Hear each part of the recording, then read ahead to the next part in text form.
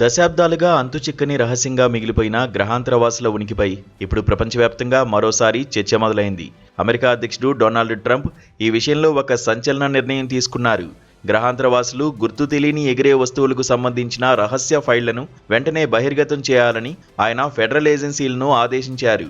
అమెరికన్ల దశాబ్దాల నిరీక్షణకు తెరదించుతూ ప్రభుత్వం వద్ద ఉన్న అత్యంత సంక్లిష్టమైన సమాచారాన్ని ప్రజల ముందుకు తీసుకురావాలని తన ట్రూత్ సోషల్ వేదికగా ట్రంప్ ప్రకటించారు. నిజానికి ఏలియన్స్ ఉనికిపై గతంలో మాజీ అధ్యక్షుడు బరాక్ ఒబామా చేసిన వ్యాఖ్యలు పెనుదుమారాన్నే రేపాయి. ఆకాశంలో మనకు అంతు చిక్కని కొన్ని వస్తువులు తిరుగుతున్న మాట వాస్తవమేనని, వాటి కదలికలను వివరించలేమని ఒబామా అప్పట్లో అంగీకరించారు. ఇప్పుడు ట్రంప్ ఒక అడుగు ముందుకేసి ఆ రహస్య పత్రాల వర్గీకరణను తొలగించి విడుదల ప్రక్రియ వెంటనే ప్రారంభించాలని మార్గదర్శకాలు జారీ చేశారు.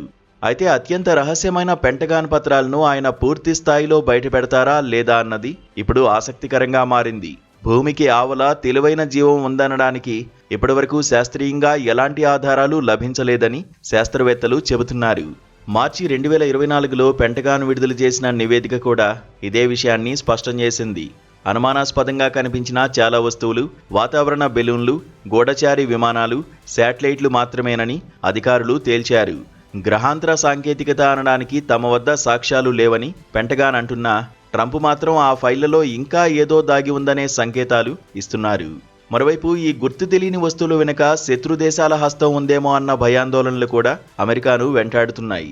రష్యా, చైనా వంటి దేశాలు అత్యంత అధునాతన సాంకేతికతను పరీక్షిస్తున్నాయేమో అన్న కోణంలో కూడా దర్యాప్తు జరుగుతోంది. ఏదేమైనా ట్రంప్ ఆదేశాలతో విడుదలయ్యే ఫైళ్లలో ఏముంటుంది? ఏలియన్స్ ఉనికిని అమెరికా అధికారికంగా అంగీకరిస్తుందా, లేక ఇవి కేవలం మానవ నిర్మిత వస్తువులేనా అన్నది తెలియాలంటే మరికొద్ది రోజులు వేచి చూడాల్సిందే.